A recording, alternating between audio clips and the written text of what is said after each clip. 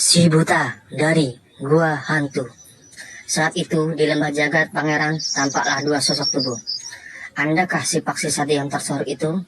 Tidak salah, aku datang untuk mengakhiri perbuatan-perbuatanmu yang bengis dan sunang-sunang itu, mata malaikat. Duel akan segera dimulai antara Paksi Sati versus mata malaikat. Apa maksudnya ia membuang tongkatnya ke bumi? Aku harus waspada, ia terkenal sangat licik juga kejam. Majulah. Dengan memakai kecurangan, akhirnya mata malaikat dapat merobohkan Paksi. Wah. Beberapa saat kemudian, datanglah anak tunggal si Paksi Sati. Ayah, oh ayah, maafkan Barda terlambat. Barda anakku, ayah telah melihatnya. Ilmu golok mata malaikat adalah ilmu membedakan suara. Hanya orang butalah yang dapat menguasai ilmu itu. Sebelum engkau dapat memecahkan rahasia ilmu tersebut, janganlah kau melawannya. Setelah menguburkan mayat ayahnya, ia pergi meninggalkan desa itu. Ayah, aku akan balas dendam kematianmu. Kini mata malaikat makin merajalela dan menebar desa itu. Hahaha, mampuslah mereka yang membangkang padaku. Hahaha. Beberapa tahun kemudian terjadilah kegemparan di desa itu. Lihatlah bangkai-bangkai lebah yang terpotong dua ini memenuhi sungai. Ini pasti perbuatan si Raja Gagak di air terjun gua hantu yang angker itu. Penyebabnya ternyata seorang pemuda yang berdiam di gua hantu berlatih. Ciat! Pemuda itu tak lain adalah Barda yang lenyap beberapa tahun yang lalu. Bertahun-tahun Barda berlatih keras untuk membalas dendam. Ciat! Tapi latihan yang bertahun-tahun itu tidak memperoleh hasil atau kemajuan. Apa gunanya? Sia-sia saja semua ini. Mengapa hanya seekor saja? Mengapa tidak dapat sekaligus 2 ekor? Akhirnya ia jadi putus asa. Dan pada saat itu tiba-tiba, ingatlah Barda, ilmu golok mata malaikat adalah mengandalkan kemampuan membedakan suara. Ilmu golok mata malaikat adalah ilmu golok membedakan suara. Ingat-ingatlah ini. Ayah, ilmu golok membedakan suara. Aku tidak mengerti, ayah. Barda jadi bersemangat dan berlatih hingga ia kehabisan tenaga. Ia memejamkan matanya untuk melepaskan lelah. Tiba-tiba terdengar. Dengan mata tetap terbejam, ia mengayunkan pedangnya ke arah suara itu. Setelah kejadian itu, tapi Barda dapat menarik kesimpulan. Ya, memakai telinga adalah lebih sempurna daripada mata. Aku mengerti. Sekarang si mata malaikat buta, tapi dapat menggunakan telinganya untuk dapat membedakan letak suara jenis juga. Barda mengambil tindakan nekat, yaitu mengorbankan kedua matanya. Ayah, aku ingin memecahkan rahasia ilmu golok mata malaikat. Aku sudah tahu arti daripada ilmu membedakan suara.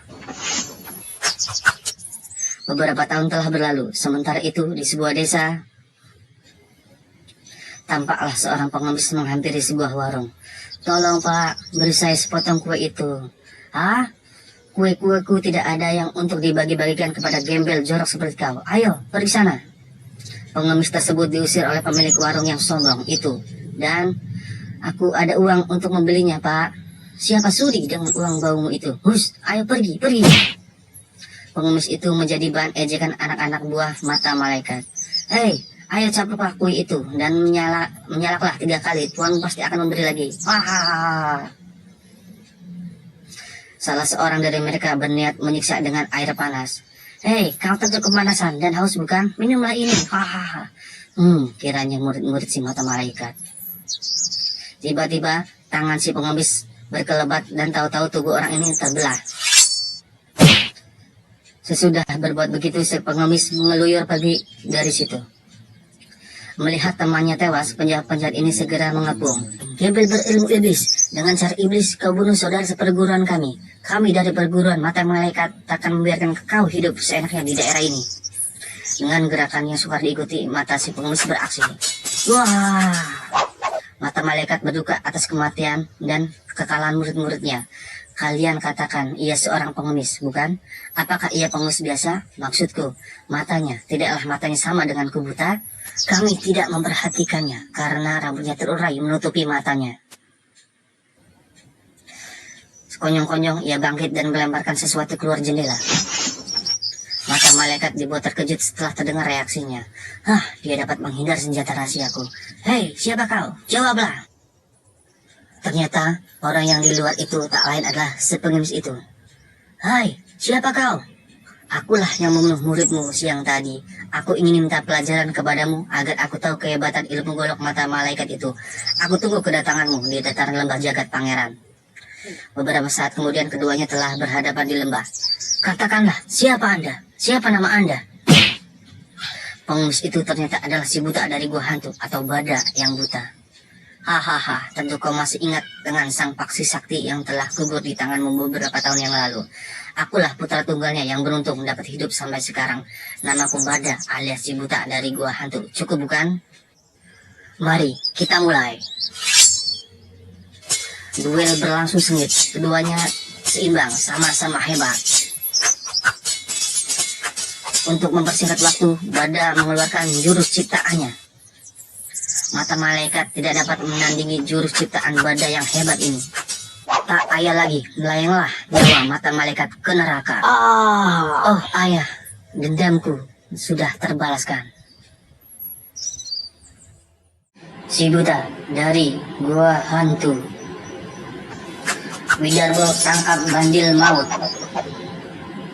Widarbo tarik bandil kuat-kuat. Guriang terangkat tali bandil. Guriang dihempaskan ke batu. Widarbo tertawa terbahak-bahak. Widarbo disikat Barda kuat-kuat. Widarbo terkejut dan marah. Barda hajar Widarbo habis-habisan. Widarbo keluarkan senjata maut. Mereka saling berhadapan.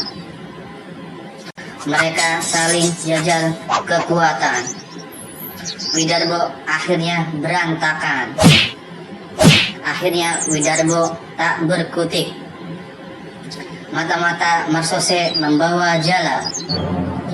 Barda terjaring, tak berkutik. Barda dimasukkan penjara. Siti kembali bantu laskar.